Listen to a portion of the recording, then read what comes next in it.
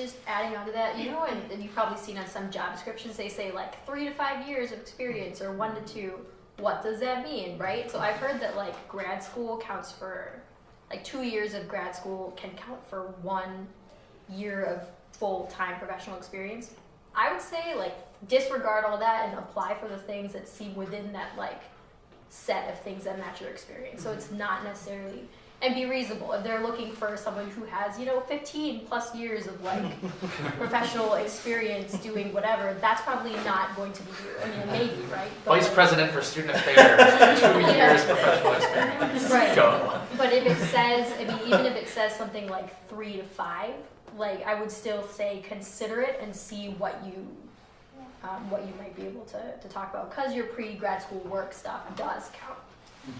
But I agree that I think sometimes that experience gets totally overlooked. Like, oh, you graduated in 2010. I'm like, yeah, and I worked before I went to grad school too. But like, it's really easy to overlook. So finding a way to make it stand out, I think, too, is important for sure.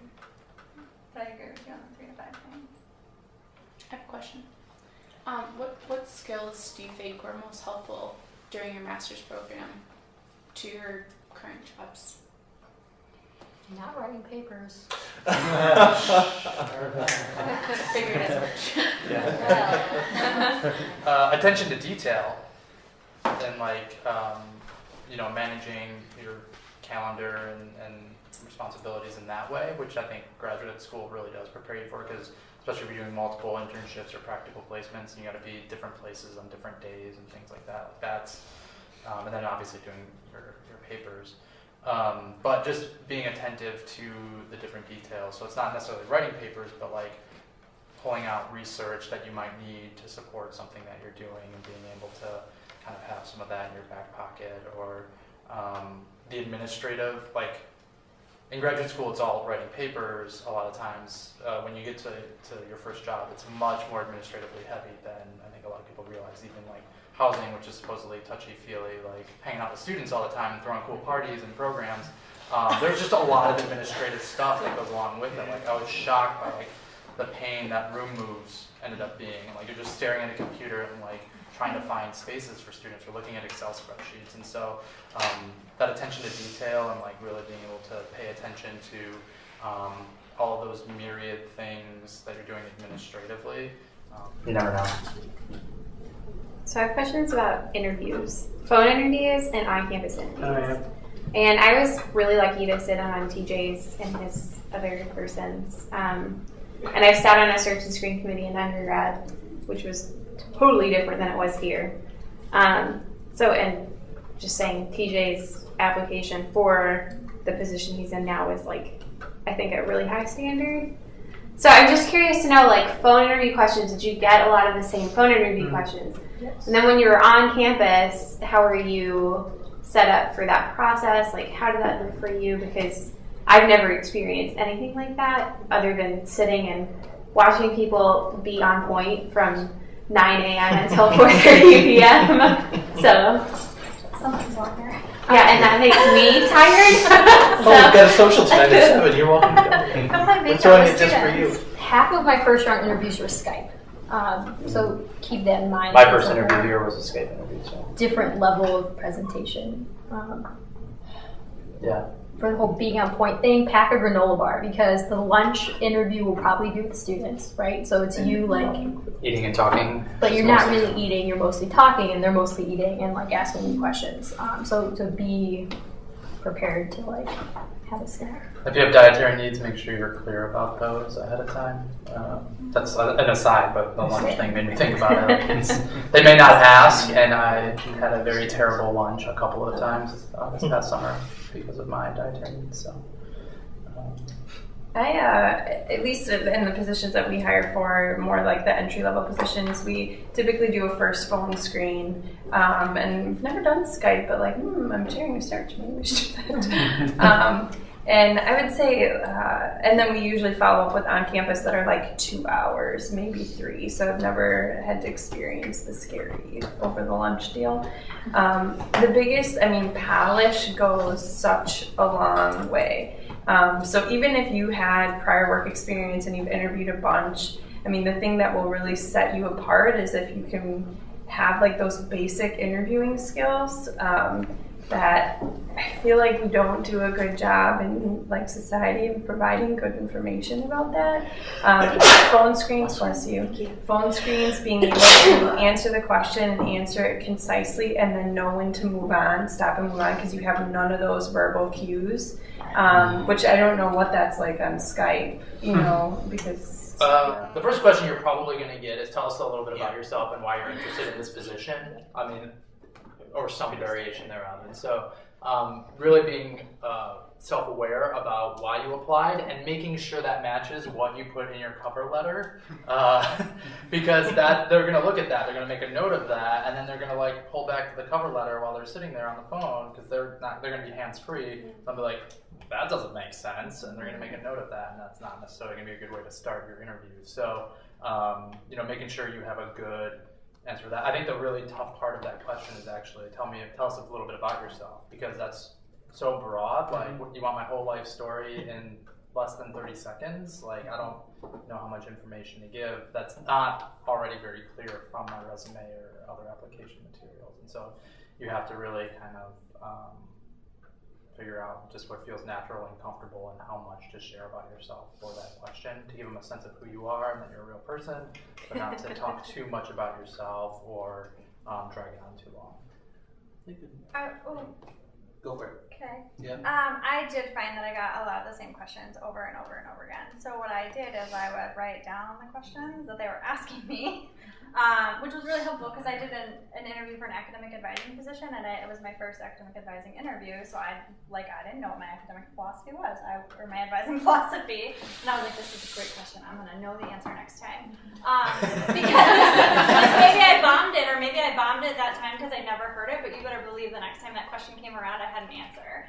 And so I think just, you know, like, and even on Skype, I mean, you can take notes during an interview. You have to write things down. You can do it on campus in an in-person interview and be like, oh, yeah. I think, you know, keeping tabs of those notes, and then all your friends are job searching too, or a lot of them, and finding out, like, what questions did you get? I think that's really important. I was once given the advice not to have an answer be more than 2 minutes. I mean, I think that's an arbitrary number, but I think it's good to not ramble. Yeah, practice your, I don't know if you use like star or bar or any of that. Like lots of blank stares. Those are strategies for answering interviewing questions. So for more behavioral-based questions, like things like tell me about a time when you know, and fill in the blank. Like you'll want to briefly describe the situation. So I have a specific example, very briefly describe the situation. You want to describe like what you did, what action you took, and you specifically. So even if it was a group effort, you know, what did you do to lead or head that effort? And then the result, you know, what happened because of it. So, I mean, that it only works for certain kinds of questions, but for most behavioral-based questions, you can follow that formula. And if you get good at that and, you know, plan to do that in any scenario, that's part of like having that all prepared. You can, even if the question that you prepared was slightly different, you'll be ready to go because you'll know and you'll be able to get it to the point and do it definitely in less than 2 minutes. So if that's like really new to you, I mean, Google does a lot, like just like behavioral-based interview questions, you'll find lists of them. And I don't know like what services there are for, you know, career advising stuff, but even if you network with someone who works in a career advising role and just ask them some of that stuff, because we teach our students that. At least I know like my colleagues do in business school. So I think that is part of that polish. That's part of, you know, just having good interviewing skills that is going to help you to continue to get better and better as you go. I want to add, sorry, I feel like you're my friend Jamie did this, and I had thought of it. I think it was an original idea, but she recorded her first phone interview on her iPad so she could listen to it afterwards, and how many times she said and restart, and I was like, oh my, Jamie, you're a genius, like, because I had done like 30 phone interviews, and I was like, why didn't you think of that 30 phone interviews ago? But I thought it was so helpful to be able to hear. I mean, it's super awkward, right, to listen to yourself, but then you hear how many times am I saying and am I starting over, and oh my gosh, I talked for 4.5 minutes about nothing. Like, that's just really valuable feedback that you can get for yourself. And I would think be even that's harder really to hear good. from somebody else. Like if you had somebody like sitting in the other room, like listening to your phone interview, and Right. like, So man, that sounded terrible. That would hurt a lot. yeah. Yeah, I think the two things, just to jump on real quick, the notes piece is definitely good, especially because people like to ask like 2 or 3 part questions, and you get through answer 1 and you're like, what was part 2 and 3? So that's always a great time to write down notes of, okay, part 1 was this, part 2 was this, part 3 was this, so that you can provide that organization and know where you're going with your answer. That also helps in not rambling on about what I want to do. The other thing is, as far as phone interviews and things like that go, one of the best pieces of advice I think that my cohort got in grad school was dress for your phone interview like you're going on an on-campus interview. The whole look good, feel good piece, right? And so we were always told, even if we're doing a phone interview, closed door in an office with no windows, you should be wearing that shirt and tie at the least, or whatever it's going to be. And that makes you, I mean, you're sitting up straight in your chair then, you're talking, you're smiling on the phone. It's a very different setting, and was definitely something that I found helped a lot instead of sitting in the couch in my apartment, like chatting on the phone with someone, like totally different environment. I felt differently when I did some phone interviews. Skype, I dressed up, but for phone interviews, I was usually in something very comfortable. I usually paced around my apartment.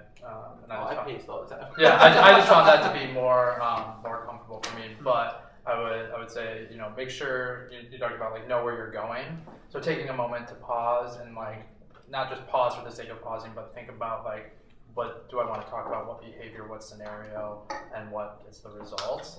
You know, maybe like a 5 or 10 second pause, and you have to think fast, obviously.